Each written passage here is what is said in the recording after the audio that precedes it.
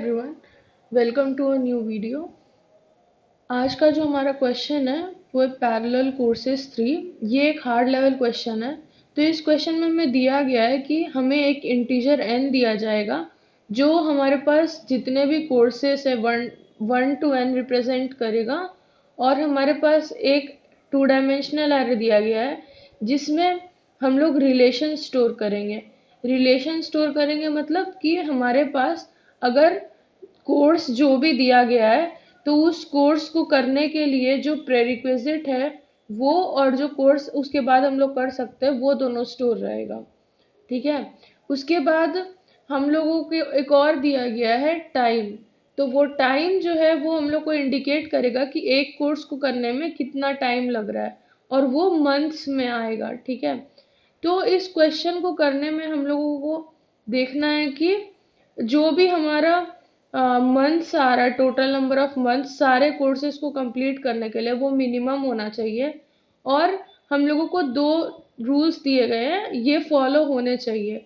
ठीक है। इसमें एक दिया गया है कि हम लोगों को जो कोर्स है, ठीक है, अगर मान लेते हैं हम लोग यहाँ पे वन, यहाँ पे हम लोगों को दिया गया 1 और 3, 2 और 3। तो 3 को करने के लिए हम लोगों को 1 को पहले कंप्लीट करना पड़ेगा। अगर हम लोग 1 को कंप्लीट कर लिए तभी हम लोग 3 को कर सकते हैं कंप्लीट। तो फिर एक तो ये है कि we can start taking a course at any time if the prerequisites are met. और उसके बाद है कि हम लोग एक टाइम पे कितना भी नंबर ऑफ कोर्सेज कर सकते हैं। जैसे यहाँ पे हम लोग 1 और 2 है, तो हम लोग ये दोनों एक साथ कर सकते हैं और उसके बाद हमारा 3 होगा। तो हम लोगों का जो total minimum number of months लगेगा वो लगेगा 3 और 5। तो हम लोग का टोटल नंबर ऑफ मंथ्स हो जाएगा 8। तो अब इस क्वेश्चन को करने का तरीका देखते हैं। अब हम लोगों को यहाँ पे दिया गया था कि हम लोगों को minimum number of months return करना है जो हम लोगों को लगेगा सारे कोर्सेज को कंप्लीट करने में। तो इससे हम लोगों को ये मतलब पता चल रहा है कि हम लोगों को सारे कंडीशंस को एक्सप्लोर करना होगा। तो हम लोग जब सारे कंडीशंस एक्सप्लोर करते हैं तो उसके लिए हम लोग रिकर्शन यूज करते हैं। तो ये हम लोगों को पता चल गया कि हम लोग रिकर्शन यूज करेंगे। और यहाँ पे हम लोगों का एक ग्राफ फॉर्म हो रहा है ना, तो उसको हम लोग ट्रैवर्स करने के लिए यूज करेंगे यहाँ पे डीएफएस। ठीक है। तो हम लोगों का सोल्यूशन जो होगा उसमें हम लोग रिकर्शन प्लस डीएफएस यूज करेंगे।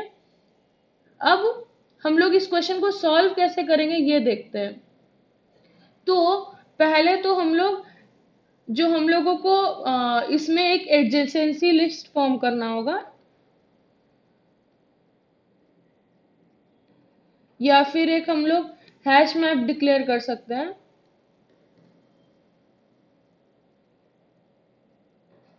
जिसमें हम लोग जितने भी रिलेशंस है ना उसको स्टोर करेंगे। ठीक है। उसके बाद हम लोगों के पास सेकंड क्या होगा कि हम लोगों को अब देखना है कि हम लोगों को minimum number of time return करना है। तो उस चीज को हम लोग स्टोर करने के लिए एक डीपी डिक्लेयर कर देंगे या एक एरे डिक्लेयर कर देंगे, जिसमें हम लोग टाइम को स्टोर करेंगे, मिनिमम टाइम को, array to store minimum time.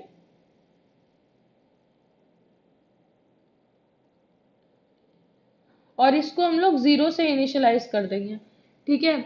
इसके बाद अब हम लोगों को ये भी ट्रैक करना होगा कि हम लोगों के प्रेरिक्विजिट सब्जेक्ट जो है वो कंप्लीट हुए हैं या नहीं।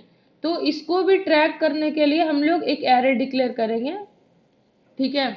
उसके बाद अब हम लोगों को क्या करना है, हम लोगों को डीएफएस का एक फंक्शन डिक्लेयर करना है। तो अब हम लोगों के डीएफएस के फंक्शन में क्या होगा, है ना, हम लोग डीएफएस फंक्शन को कॉल तब करते हैं, हम लोग पहले जैसे यहाँ पे प्रेरिक्विजिट स्टोर करने के लिए एक एरे डिक्लेयर किए थे ना। अगर मान लेते हैं इसका नाम हम लोग रखते हैं प्री। ठीक है। तो इसको हम लोग 0 से इनिशियलाइज कर रहे हैं। ठीक है। तो अब हम लोगों को इसमें पहले देखना है कि हम लोगों का किसी मतलब सब्जेक्ट का या कोर्स का प्रेरिक्विजिट एग्जिस्ट कर रहा है या नहीं। अगर वो एग्जिस्ट कर रहा है, ठीक है, तो हम लोग कुछ नहीं करेंगे। लेकिन अगर उस सब्जेक्ट का प्रेरिक्विजिट नहीं एग्जिस्ट कर रहा है, if prerequisite is equals to 0 at given index, मतलब जो भी इंडेक्स पे प्रेरिक्विजिट 0 है, तो हम लोग क्या करेंगे, उस कोर्स को कंप्लीट करेंगे, है ना। तो उस कोर्स के लिए हम लोग जो टाइम कैलकुलेट करेंगे, तो उसके लिए हम लोग फिर ये जो भी हम लोगों का यहाँ पे कोर्स था, इसको हम लोग सेंड कर देंगे डीएफएस वाले फंक्शन में।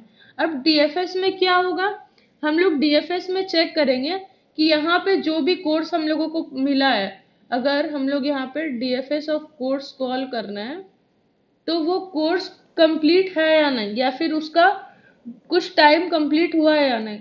तो अगर हम लोगों का जो भी डीएफएस था, जो भी ये कोर्स था, उसका टाइम कंप्लीटेड है, तो हम लोग उस टाइम को रिटर्न कर देते हैं।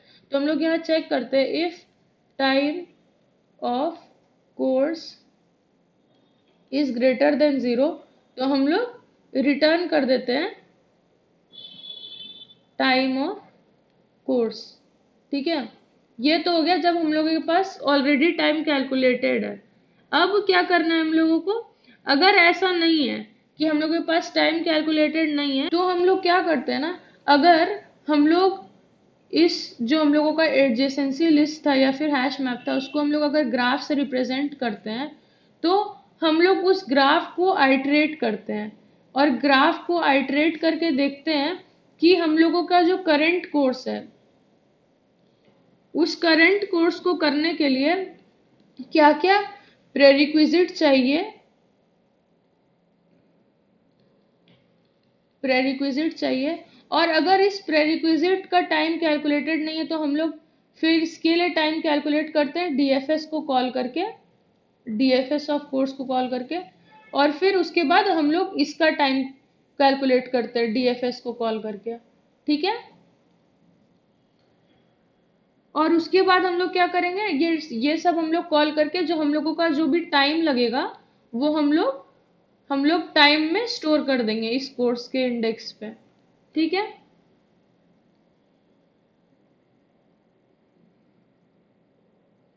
हम लोग यहाँ पे अब क्या किए, जो हम लोगों का टाइम था वो हम लोग कोर्स का स्टोर कर लिए। इस तरह हम लोगों के टाइम में जो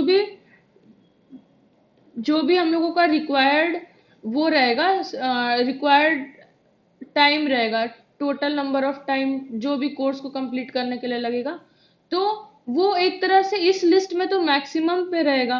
तो हम लोग क्या करेंगे, जो मैक्सिमम टाइम रहेगा उसको रिटर्न कर देंगे। तो अब हम लोग इसको कोड करके देखते हैं, ताकि जो भी थोड़ा बहुत डाउट रहेगा वो क्लियर हो जाएगा। मैंने यहाँ पे इनिशियल वेरिएबल्स पहले से डिक्लेयर कर दिए हैं, तो अब हम लोग आगे कोड को देखते हैं।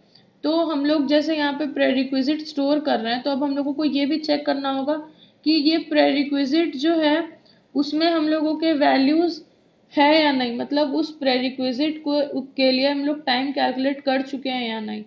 तो हम लोग यहाँ पे 1 से n+1 में चलाएंगे, और फिर ये n+1 तक नहीं जाएगा, ये 1 से n तक ही कैलकुलेट करेगा। तब हम लोग चेक करेंगे कि अगर हम लोगों का प्रेरिक्विजिट जो है, मतलब उस कोर्स का प्रेरिक्विजिट कंप्लीटेड है या नहीं। अगर नहीं है, तो हम लोग अपने डीएफएस के फंक्शन को कॉल कर रहे थे, तो हम लोग डीएफएस को कॉल करेंगे यहाँ पे। ठीक है, तो यहाँ पे मैं फंक्शन को यही कॉल करती हूँ, डीएफ डीएफएस, यहाँ पे कोर्स लिखते हैं। और उसके बाद हम लोग को क्या चेक करना है कि जो हम लोगों का कोर्स आया है उसका टाइम कैलकुलेटेड है या नहीं। तो हम लोग टाइम को स्टोर करने के लिए यहाँ पे डीपी यूज कर रहे हैं, तो DP of course is greater than 0, तो हम लोग इसी को रिटर्न कर देंगे। तो we will return the time of course, DP of course return कर देंगे। अब इसके बाद क्या है, अगर हम लोगों के पास कैलकुलेटेड टाइम नहीं है, तो हम लोग क्या करेंगे, अब टाइम हम लोग को कैलकुलेट करना होगा। तो हम लोग यहाँ पे टाइम कैलकुलेट करेंगे। यहाँ पे मैंने एक वेरिएबल डिक्लेयर किया। अब हम लोग इसमें चेक करेंगे कि हम लोगों का जो ग्राफ है, ठीक है, उसमें हम लोगों का नेक्स्ट कोर्स का प्रेरिक्विजिट डन है या नहीं। तो यहाँ पे हम लोग नेक्स्ट कोर्स को आइटरेट करते हैं इन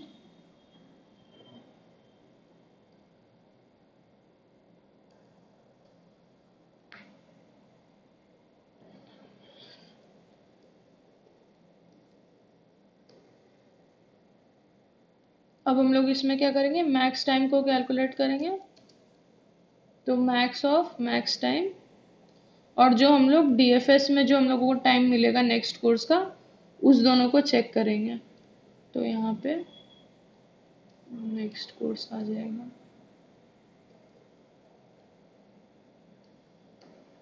अब हम लोग यहाँ पे क्या कर लिया, हम लोगों का मैक्स टाइम स्टोर हो गया।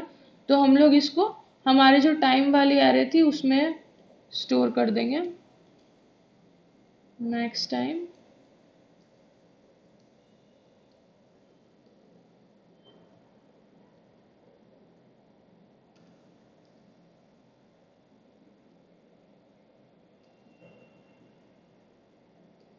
हम लोग यहाँ से ये जो भी डीपी, जो भी टाइम हम लोग का कैलकुलेट हुआ उस कोर्स के लिए, उसको रिटर्न कर देंगे। यहाँ हम लोग टाइम ऑफ कोर्स -1 इसलिए कर रहे हैं क्योंकि अब हम लोग जैसे अगर हम लोगों को यहाँ पर था कि थ्री अगर हम लोगों को थर्ड कोर्स करने के लिए फर्स्ट कोर्स को कंप्लीट करना था, तो हम लोगों को उसके प्रीवियस वैल्यू की रिक्वायरमेंट रहेगी ना। तो इसीलिए हम लोग कोर्स -1 कर रहे हैं, और हम लोग यहाँ पे क्या कर देंगे, मैक्स ऑफ डीपी रिटर्न कर देंगे। इसे रन करके देखते हैं।